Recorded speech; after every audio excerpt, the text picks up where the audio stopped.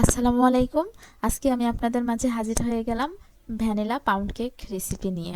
এই কেকটি এত নরম আর এত সফট হয় যে আপনি যদি একবার খান তাহলে আর কখনো বাইরে থেকে কেনা কেক খাইতেই চাবেন না। আপনার মন চাইবে বারবার আপনি বানিয়ে খেতে পারবেন।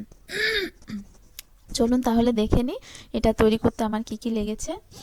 প্রথমে আমি নিয়ে নিয়েছি হাফ কাপ ময়দা, 1/3 কাপ চিনি, 1 টেবিল চামচ কর্নফ্লাওয়ার, 1 টেবিল চামচ গুঁড়ো দুধ, হাফ চা চামচ বেকিং পাউডার, 1 চিমটি লবণ, নিয়েছি 2টা ডিম, ভ্যানিলা এসেন্স, আর লাগবে লিকুইড দুধ। যদি পরবর্তীতে আপনার মনে হয় 2 টেবিল চামচের মতো লাগতে পারে, আমার যেমন লেগেছিল। তো প্রথমে আমি শুকনো উপকরণগুলো চেনে নিলাম। হাফ কাপ ময়দা, গুঁড়ো দুধ 1 টেবিল চামচ, কর্নফ্লাওয়ার 1 টেবিল চামচ, আর বেকিং পাউডার হাফ চা চামচ, আর 1 চিমটির মতো লবণ দিয়ে দিয়েছি। এগুলোকে আমি সুন্দর করে অফ ক্যামেরায় 2-3 বারের মতো চেলে নিয়েছি। চেলে নেওয়ার কারণে হয় কি, এটার মধ্যে বাতাস ক্রিয়েট করে, যার কারণে পরবর্তীতে কেকটা অনেক সফট হয়। এবার আমি নিয়ে নিলাম 2টো ডিম। ডিম দুটোর কুসুমটা আলাদা করে নিয়েছি, আর সাদা অংশটা দিয়ে আমি একটি মেলান তৈরি করে নিব। চাইলে আপনারা একসঙ্গেও করতে পারেন, তো আমি একটু আলাদা করে নিয়েছি। প্রথমে 2টা ডিমের সাদা অংশকে আমি একটু বিট করে নিব। এটা আপনারা হ্যান্ড উইচ দিয়েও করতে পারেন। আমি এই যে একটু বিট করে নিয়েছি, নিয়ে 1/3 কাপ চিনি আমি 2-3 বারে মিশিয়ে দিয়েছি। আমি 1/3 কাপ চিনি 2-3 বারে মিশিয়ে দিয়েছি, দিয়ে এটাকে ভালো মতো চিনিটা গলে না যাওয়া পর্যন্ত এটাকে আমি বিট করে নিয়েছি। নিয়ে একটা ডিমের ফোমি মানে মেলানটা তৈরি করে নিয়েছি। এই কাজটা আপনারা হ্যান্ড উইচ দিয়ে করতে পারেন, যে কিংবা ব্লেন্ডারে দিয়েও করতে পারেন। আমার কাছে বিটারটা ছিল, এই কাজটা আমার 2-3 মিনিটের মতো লেগেছে। তো এখানে আমি দিয়ে দিয়েছি ভ্যানিলা এসেন্স, আর কুসুম দুটো দিয়ে দিলাম।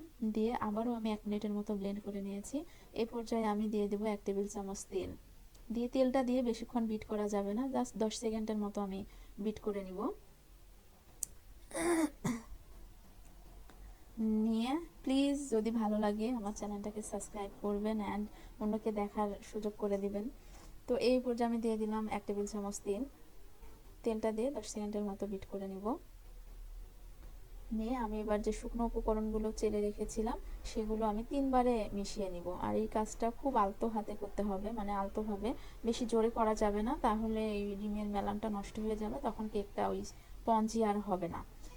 আমি এটা ভিডিওটা স্পিড করে দিয়েছি জন্য এটা মনে হচ্ছে যে জোরে জোরে মানে নাড়াচাড়া দিয়েছি, কিন্তু এটা আমি খুবই আস্তে আস্তে করে ব্যাটারটা তৈরি করে নিয়েছি। নিয়ে আমি এবার হচ্ছে আমার 2 টেবিল চামচ পরিমাণ লিকুইড দুধটা লেগেছে। আমি একটা মোল্ডের মধ্যে তেল ব্রাশ করে একটি কাগজ বিছিয়ে রেখেছিলাম, এখানে আমি দিয়ে দিলাম ব্যাটারটা। দিয়ে এখানে আমি একটু ত্রুটি ফুটি অ্যাড করে দিব, মানে সুন্দর লাগার জন্য, মানে দেখার জন্য আর কি। আপনারা চাইলে এখানে মোরব্বাও ব্যবহার করতে পারেন। তো আমি ত্রুটি ফুটি দিয়েছি। আর এটা চাইলেও চুলাতে বেক করা যাবে। এই যে আমি প্রথমে একটি কেক দিয়েছিলাম, ওটা হয়ে গিয়েছে। এবার আমি পরবর্তীতে এইটা বসাবো। চুলোতে বেক করতে গেলে স্ট্যান্ড দিয়ে একটা পাতিলের মধ্যে এটাকে লো হিটে বসিয়ে দিতে হবে। তো আমি একটু সময় স্বল্পতার জন্য ওভেনে বসিয়ে দিয়েছি। 5 মিনিট প্রি হিট করে নিয়েছি। 160 ডিগ্রিতে রেখে আপ ডাউন হিট অন রেখে এটা আমি 25 মিনিটের মতো বেক করে নিয়েছি। এই যে আমার হয়ে গিয়েছে। 5 মিনিট অপেক্ষা করে এটাকে আমি কেটে নিয়েছি। এই যে হয়ে গেল আমার cake. Please subscribe and share.